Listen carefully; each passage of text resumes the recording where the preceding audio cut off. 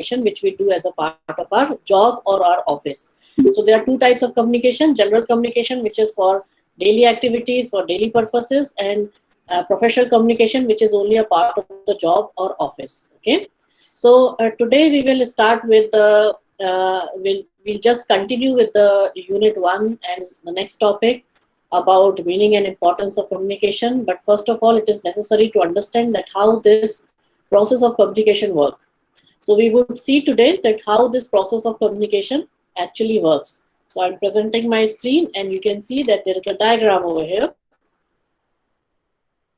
So this process of communication diagram, where the sender, you can see below on the left hand side that there is a sender which develops an idea.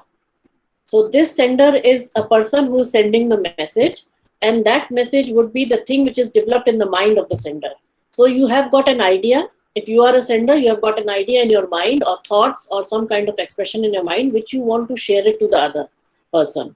So when you are a sender, this idea which has been developed in your mind has to be shared with the other person. Okay, so that information has to be shared.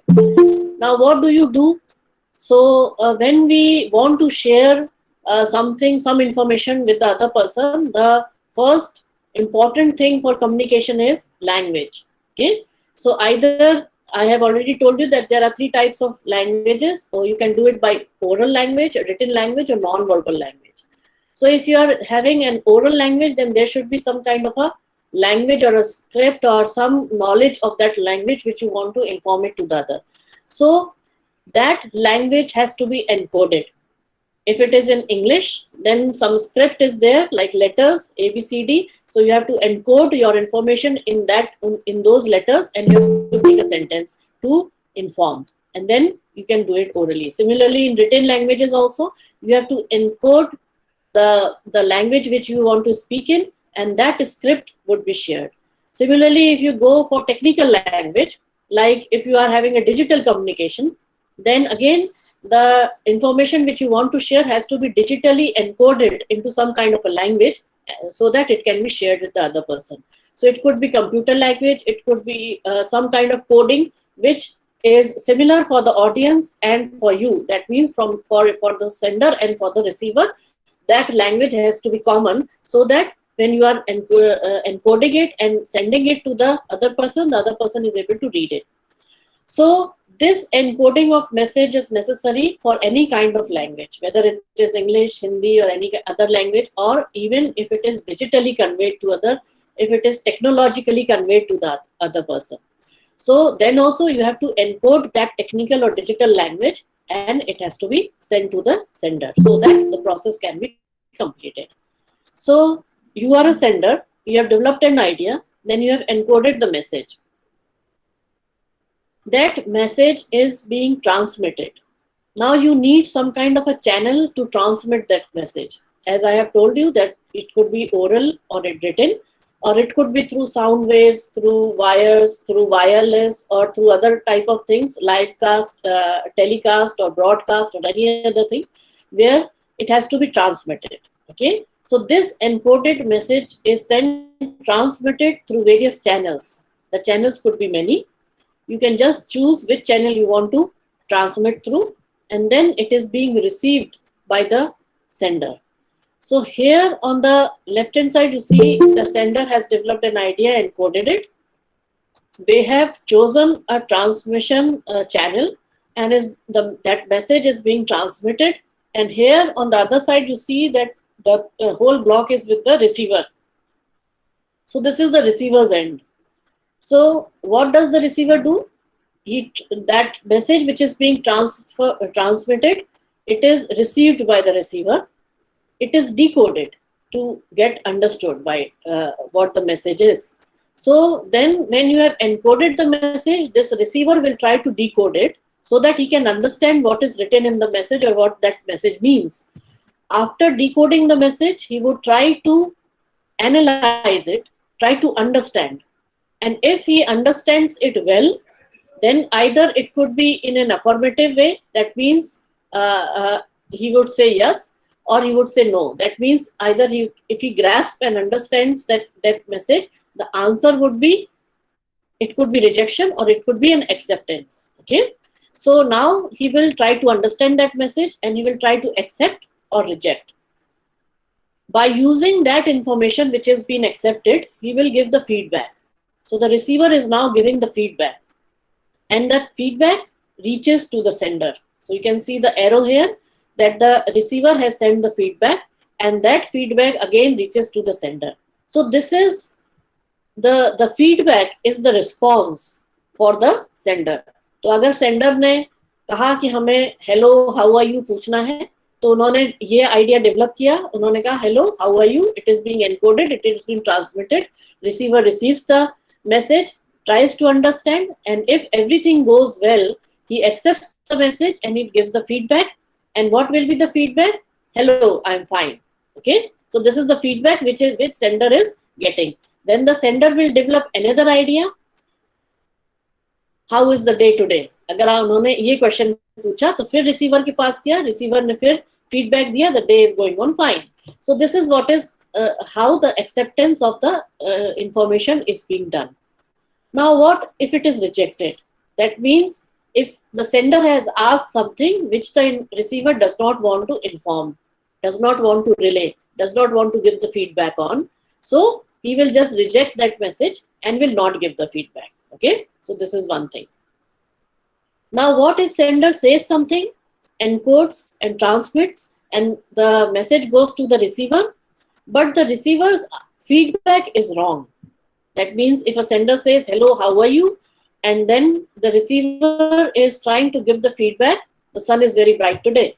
So that means that he did not understand the question, he did not understand the message, and the answer was wrong. So the reply or the response with the feedback is, with the receiver is giving as a feedback, is wrong. So this sender, when he tries to transmit the message, if the response is wrong, then the process of communication is not completed.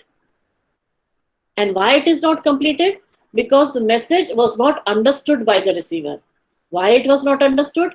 Because there might be some disruption in the transmission, some disruption in the encoding, or maybe there is something which is disrupting, or there is a hindrance in communication. Hindrance मतलब कोई रुकावट है communication में, और वो उस रुकावट को हम लोग कहते हैं noise. So that noise is shown in between. Okay, can you hear me? I would just like to know whether you can hear me, hear my voice. Yes, ma'am, it's audible. Yes. It's audible. Okay, so perfectly Yes, fine. So I'm telling you that when the sender receives the message, it is being, if the reply or the response is correct, then the process of communication is completed. If the reply and the response is wrong, then there is a hindrance or there is a barrier in communication, which is termed as noise. Noise means there is some kind of a barrier. Okay, so this is termed in communication term, it is termed as noise. So that barrier could be either in the development of the idea, the clarity of speech, it could be through wrong encoding messages, through wrong transmission, or through the decoding, wrong decoding, or it could be through not being understood well. So this is considered as the barrier of communication. I hope it is very clear to you. I would just repeat what I wanted to say in a very short way. The sender develops an idea, encodes that message into a kind of a language which he wants to use. That encoded message is being transmitted, received by the receiver. The receiver tries to decode so that he can understand that message, and then he gives the feedback accordingly. If the feedback is correct and the sender receives the feedback as a response, as the correct response, the communication process is completed. If the receiver gives the feedback and the response is wrong, then there is a noise which is considered as the barrier of communication, means some kind of hindrance or कोई रुकावट है communication में, इसलिए वो feedback गलत हो गया. So if the feedback is correct, the process of communication is completed. If the feedback is wrong, the process of communication is hindered. There is a barrier. Okay, so I hope you understand this. Now we will just see that how you have to explain this process of communication. because we have seen it through the diagram. I have explained you through the diagram. Now we will see that how you have to write the theoretical part. So if there is a question regarding what is process of communication, explain the process of communication through the help of the diagram. So you can do this. You can make the diagram and also try to explain it. So here again, the first point is the sender has an idea. So anything which is being built up in your mind, that has to be informed to the other person. So this is how the idea has been conceived, and that is what is you want to share with. Second is the sender encodes the idea. So if you have the idea, you try to encode it. You can encode it through proper language. It could be oral, written, non-verbal. It could be digital. It could be telecast, broadcast, or any other thing which you want to do it. So you encode in any kind of language. It could be digital language also. The sender transmits the message. That means the message is being transmitted by a channel or a medium. And that channel or medium is either telephone, email, letters, face-to-face communication, telecast, broadcast, digital media, or any other medium.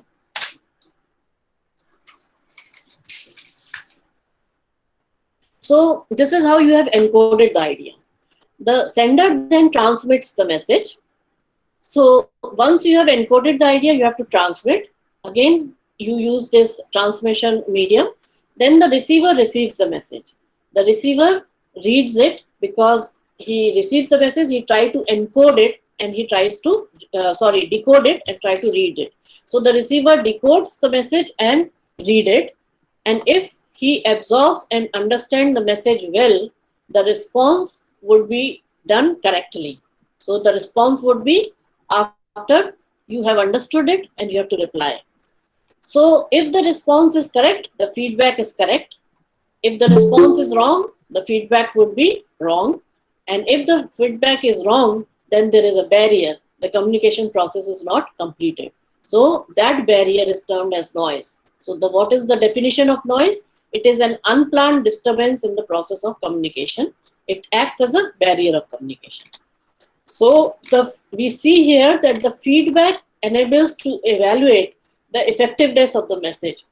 ये जो आपका feedback है, this will evaluate whether the message is being communicated properly or it is not communicated properly. Okay, so this is the process of communication. This diagram, there is another diagram which you can see here. So stage 1, the idea is there in the mind of the sender. Stage 2, encoded, नीचे जा रहा है ये, encoded the idea. Third, transmitted through a channel or a medium, received by the receiver, then it is decoded, then you have to give the response, which will be the feedback of the receiver. That feedback, if it reaches to the sender in a proper manner, in a correct way, the process of communication is completed. If it does not reach in a proper way, if the feedback is wrong, there are barriers. So I hope you are able to understand this whole process of communication. So now we come to the 7 characteristics of language, because as we know that for communication skills, the thing which is the most important for communication skill is the characteristics of language. So the most important thing for communication is language. And if you have a better way of expression of language, then your communication skill will improve automatically. So your language should be creative. Creative means using new words, coming up with proper sentences with different vocabulary, with different word power, choosing the best words, whatever is appropriate, choosing the best substitutes. So this is how you can make your language creative. इसके लिए आपको vocabulary बढ़ानी है, word power बढ़ानी है. If you do not have the correct word power,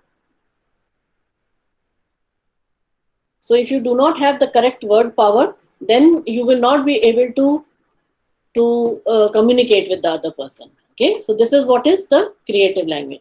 Now what you have to do for improving your language, you have to improve your vocabulary and word power. I'm talking about English language because most of you already know Hindi language well. You don't have to improve much on Hindi language because you have been, I am sure that you are quite well versed in that.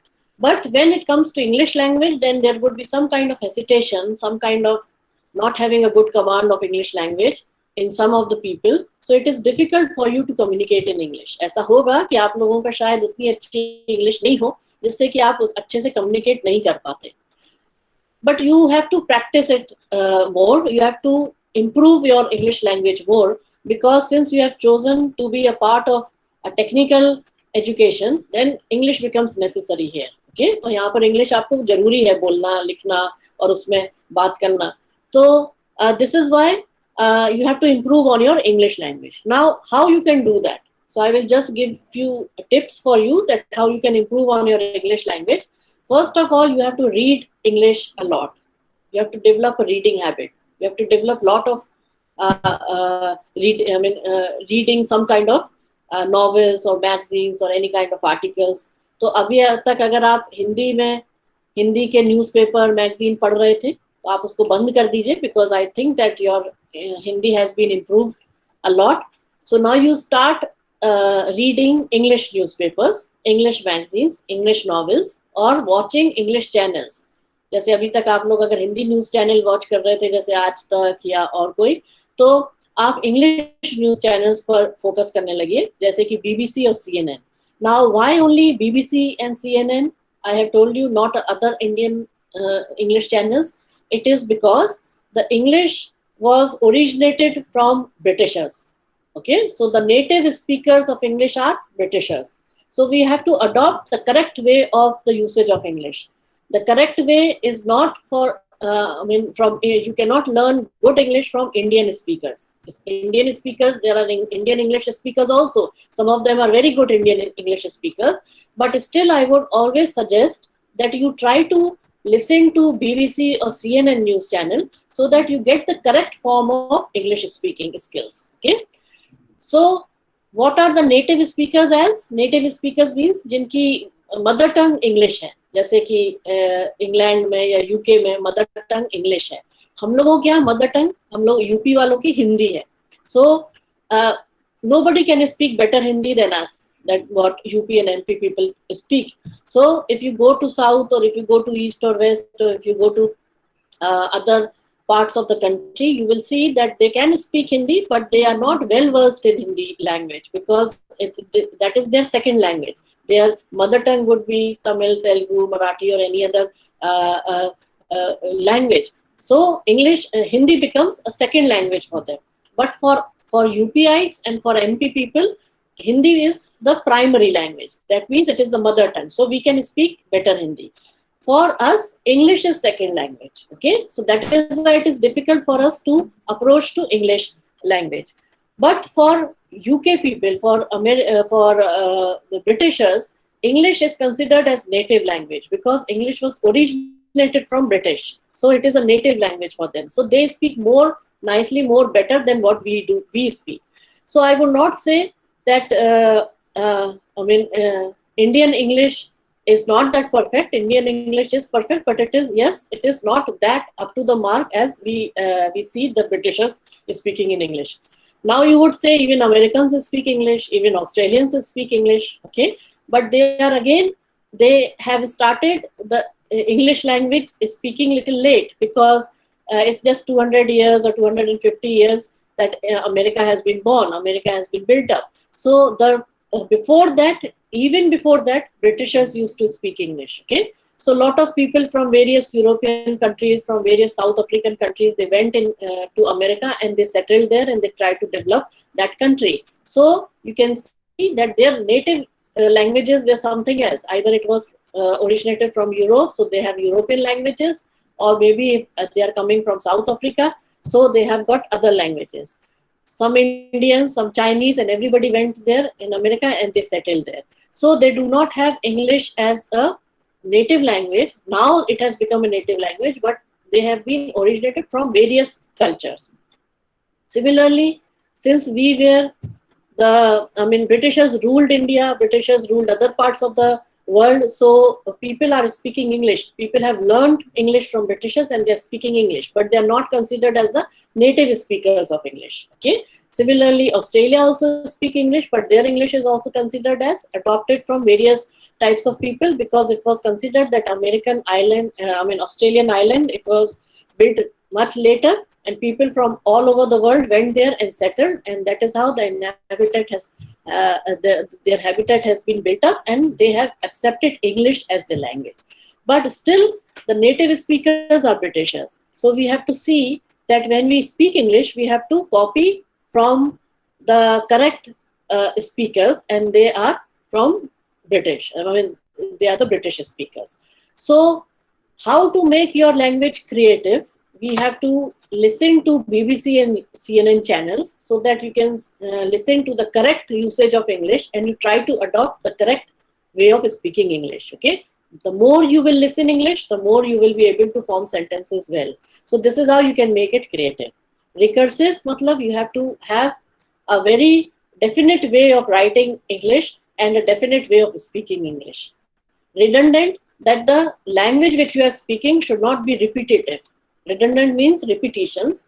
So if you do not have good vocabulary or word power, you will have only limited type of words, and that would be repeated after every sentence. Okay, every sentence will have that repetition of words. So instead of that, try to use substitutes, try to use some other synonyms, other meaning of the word, so that it becomes a varied language. I mean, it becomes more creative rather than having a monotonous words which are using every time. So redundant, you can avoid redundancies in your language and try to learn new words. Restricted, that means the language has to be restricted within a perfect grammar. It should not adopt any kind of slangs or any other kind of usage, so that it becomes a mixture. So it should not be a mixture or a translated type of a language, but it should be restricted to English language only. So that is why it is said that if you are speaking in English, then you have to think in English. That means that you cannot think in Hindi and you try to translate it into English. ऐसा नहीं होना चाहिए. The English should not look like as if you have translated from your mother tongue. It should look like as it is being spoken in reality. So that is why it is called as restricted, that you have to restrict English as an English language. You cannot translate or borrow words or use some other slangs from different type of languages. You cannot do that. Artificial, that means that you have to create an original way of speaking English. It should not look artificial as if you are copying from somebody. It should have a natural ambience from your personality so that it becomes more real. Arbitrary, that means that it has to be concrete. ऐसा नहीं है आपने कुछ यहाँ से लिया कुछ यहाँ से किया और एक सेंटेंस बनाने की कोशिश कर ली. So it has to be a concrete English language. And abstract, that it should not be vague. Abstract मतलब vague कि अगर आपका टॉपिक कुछ और है, आप कहे कुछ और रहे हैं, बोल कुछ और रहे हैं. So it has to be according to the topic and according to the theme. So these are the 7 characteristics of language which has been shown here. So then we come to the language as a tool of communication.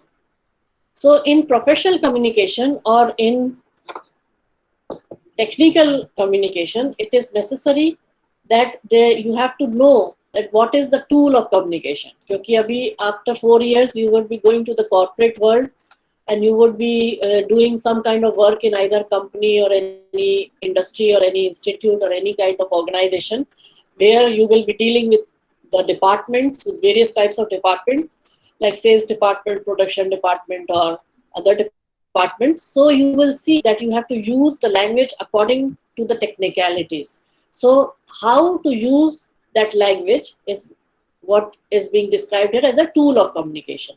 So there are 4 types of tool of communication which we generally use for professional communication. Professional मतलब official communication जब आप करते हैं तो उसमें ये 4 communication के tool है जो आपको समझना जरूरी है. So I would like to explain.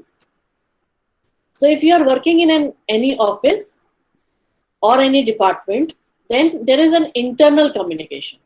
Internal communication means that the communication which is done within the department, within the institute or within the organization.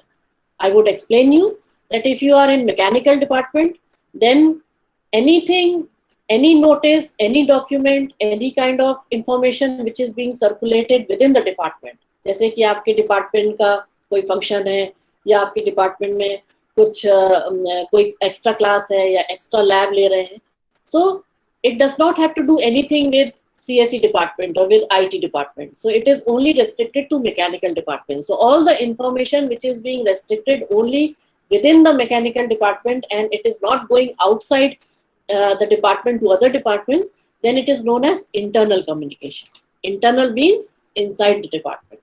Similarly, in any institute, organization or company, अगर आप कोई भी एक company ले लें, अगर आप Samsung की company में काम कर रहे हैं, so the internal communication would be the notices, the documents or other file work which is being done within that company. Okay, जैसे कि हम लोगों की यूनिवर्सिटी है, छत्रपति साहू जी महाराज यूनिवर्सिटी, अगर उसमें कोई भी काम होता है, कोई नोटिसेस, सर्कुलर्स, डॉक्यूमेंट्स बनते हैं या कोई डिसीजन लिया जाता है या फिर कोई भी कोई लीगल डॉक्यूमेंट बनाना है या फाइल्स क्रिएट कर दी है, फाइल्स को डिस्कस करना है, so there is everything is internal. It does not have to do anything with Lucknow University, with Allahabad University, with Banaras University. It does not have to do anything with that. So the decisions have been taken internally. The file work and the documentations are done internally. So internal communication is something which is within the department, within the institute, or within the organization or company. Okay, so it is not, the information is not going outside.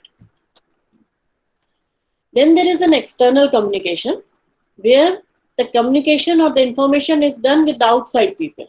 So it is not restricted to your organization or your department. So any notice which is similar for all the departments from the UIT is external. If the information from the university is circulated outside, if you are doing some kind of a conference or some kind of a bigger seminar, then if you are inviting people from Lucknow University, from Allahabad University, from Banaras University, so that document which is going outside, the information which is going outside becomes an external communication.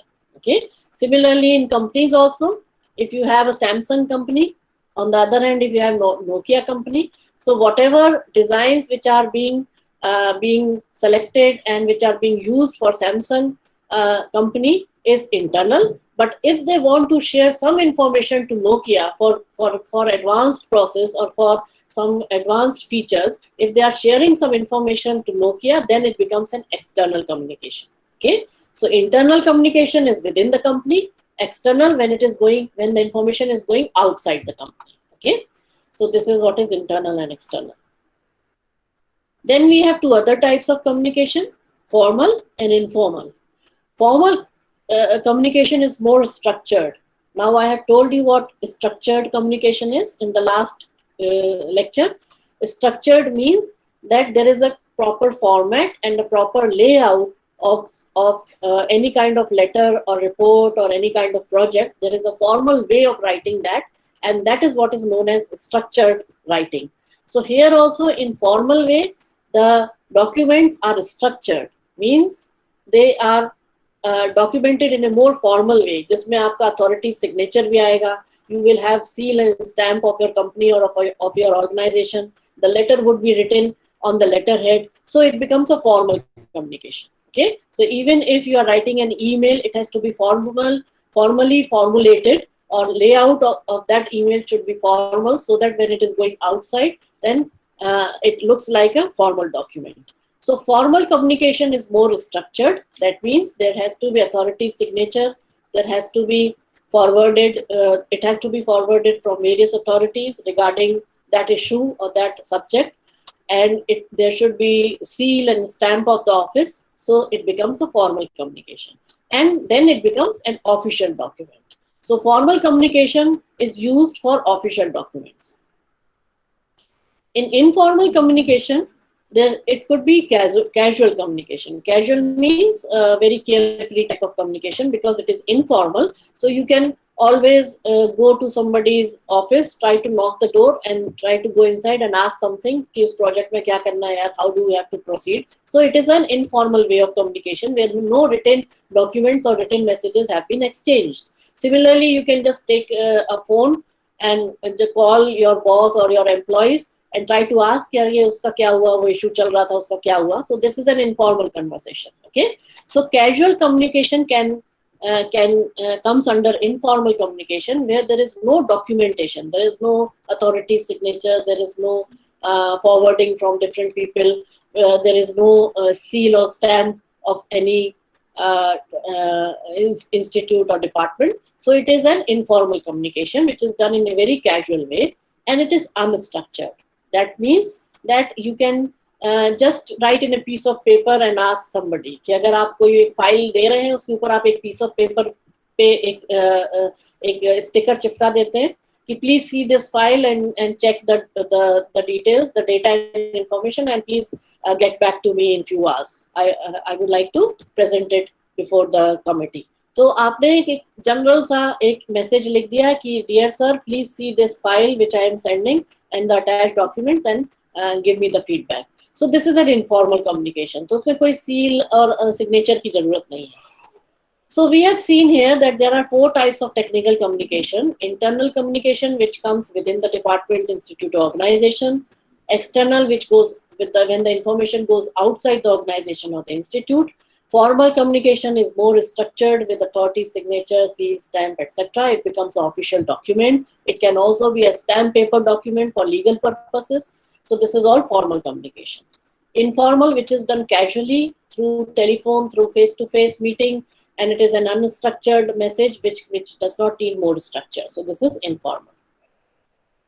You can see a flow chart here that the types of communication could be internal or external, formal or informal. So internal communication can be formal or informal also. External communication is formal always. It's always formal and it goes for the outside world. Okay. तो formal communication में interpersonal आता है और informal communication में extra personal, intrapersonal, grapevine, ये हम लोग करेंगे अभी बाद में. And external communication is organisational. That means any communication which is done in the organisation outside the organisation is what is organisational. कि इस ऑर्गेनाइजेशन से दूसरी ऑर्गेनाइजेशन जा रहा है इसलिए ऑर्गेनाइजेशन कम्युनिकेशन है.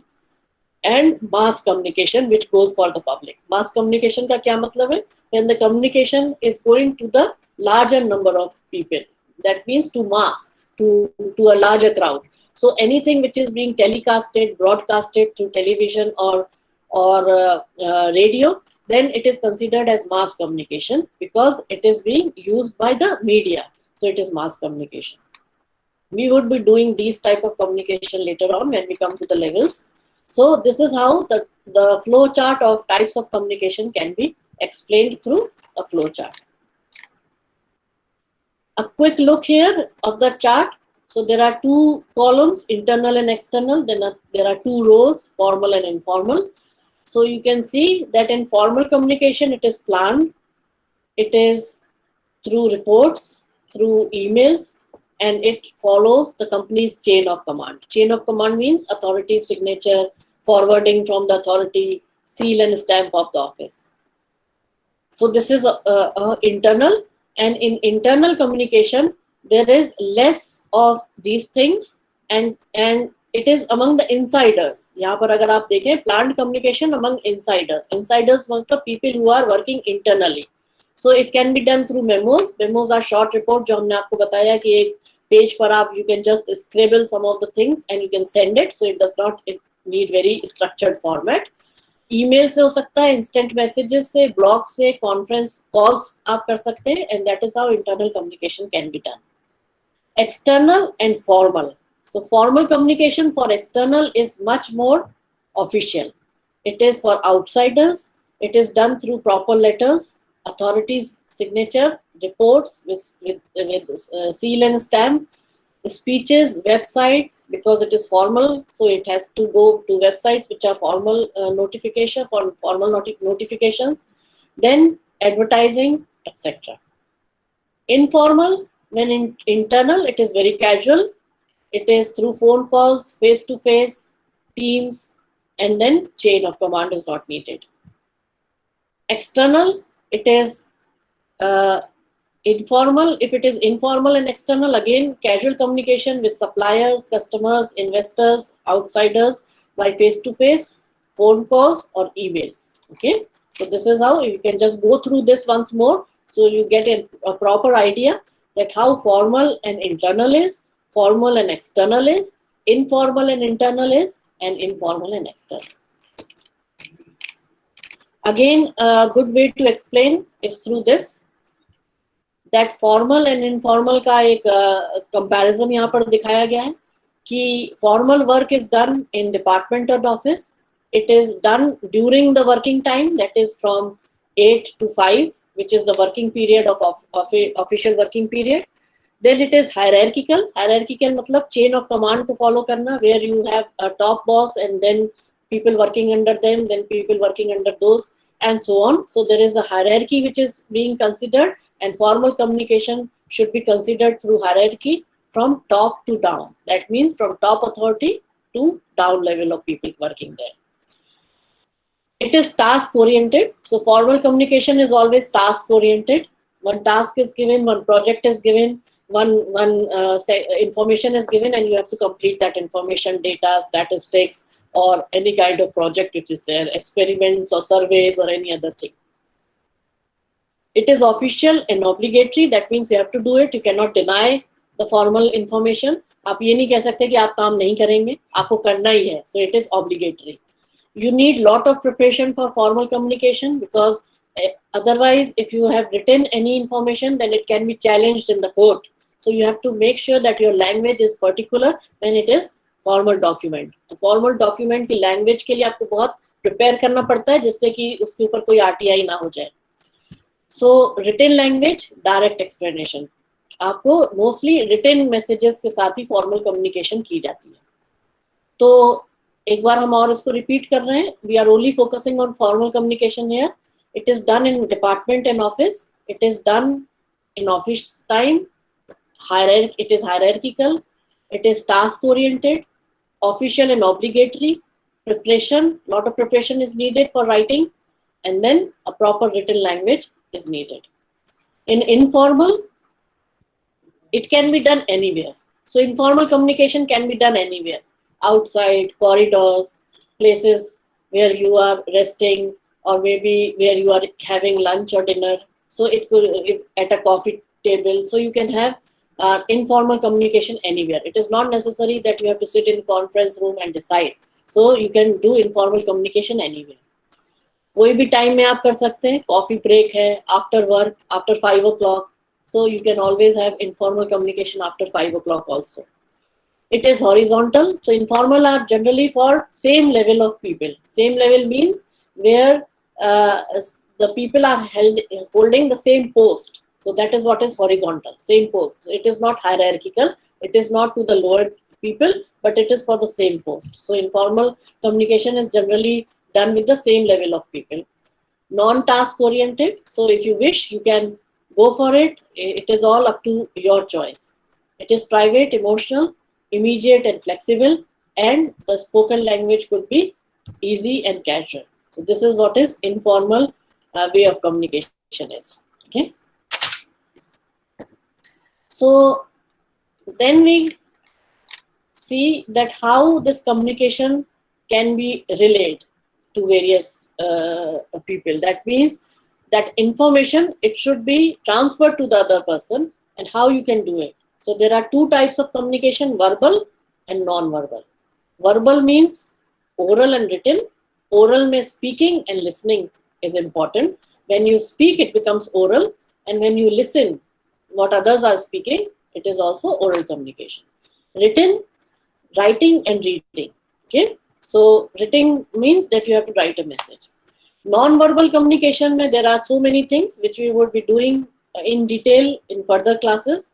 Facial expression, anything which is not verbal, which is not where you are not speaking through words, neither you are writing anything. So non-verbal is where you do not speak, neither you write, but you convey the information through various other ways. Other ways could be sign language is non-verbal, facial expressions is non-verbal, gestures, body language, and so on. Okay, so this is what is the communication type. I have already told you in the last lecture also that these are the books we would be referring. So I just want to show you again that these are the books we would be referring for HSS 101. Fundamentals of Technical Communication by Meenakshi Raman and Sangeeta Sharma.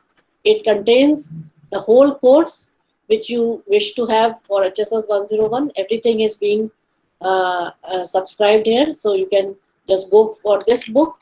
or you can go for professional communication by Malti Agarwal. This also contains the whole course, whole of our course. So you can just buy these books, or you can get it from the library.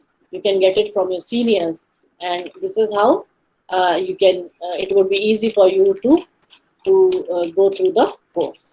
So today we have seen the process of communication, how it works. If the process of communication is completed, then the feedback is correct. If the feedback is wrong, it is not completed. So I have shown you through the diagram, and I have also explained you through the written points. You can just go through that. And then there is another diagram which is given, which also shows the process of communication. We have discussed about the 7 characteristics of language, and I would like to focus once more that when you are talking about language, so many of you would be hesitant in speaking English language. So it is necessary that you have to build up your vocabulary and word power for having a more appropriate conversation in English. तो आपकी जो speaking skills है वो उसी से बढ़ेगी जितना आप vocabulary और word power अपनी बढ़ाएंगे. Our second unit is only based on vocabulary and word power. So it would be nice if you start improving your word power and vocabulary from now, so that when we reach to the second unit, you will be able to do that. You will be able to speak and understand English language in a more better fashion. Now, what you have to do to improve your vocabulary? Read English newspapers. Try to find out difficult words from there. Try to find the meaning of that difficult words. Try to use that difficult word the whole day so that it is in your vocabulary. So one day, if you are learning one word, so just make sure that one day you learn one word, one new word, so that it goes into your vocabulary. So similarly, in 30 days or in 1 year, you will be learning 365 new words. And in 4 years, by the time you go out of this college, you will be having plenty of new words, like 1200 to 500, 1500 new words. And that would be enough for having a good communication skill. So my only homework or assignment is that you have to improve your vocabulary and your word power. You can do that by improving your reading habit. Try to read newspapers, magazines, or novels. Try to come with one difficult word, write it in your diary, write the meaning of that difficult word by consulting the dictionary, so that you get the meaning of that difficult word, and you try to use it the whole day. Next day, you take out one more difficult word, try to use it next day.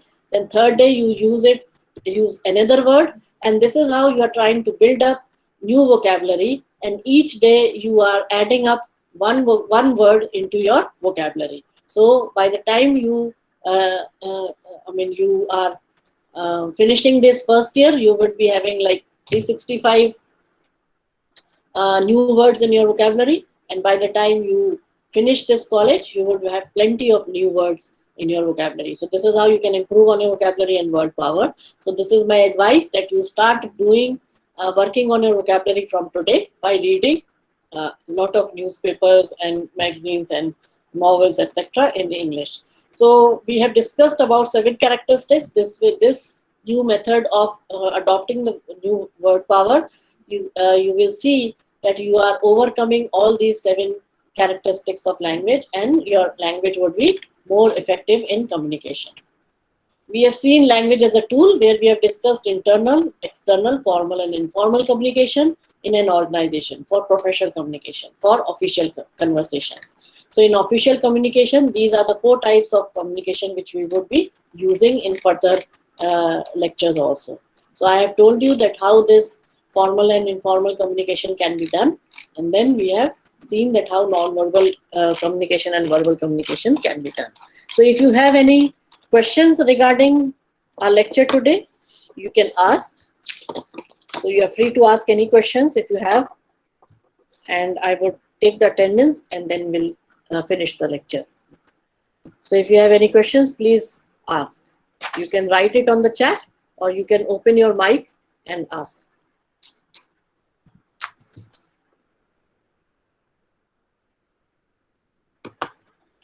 So I think everything is fine. So now I would be taking the attendance.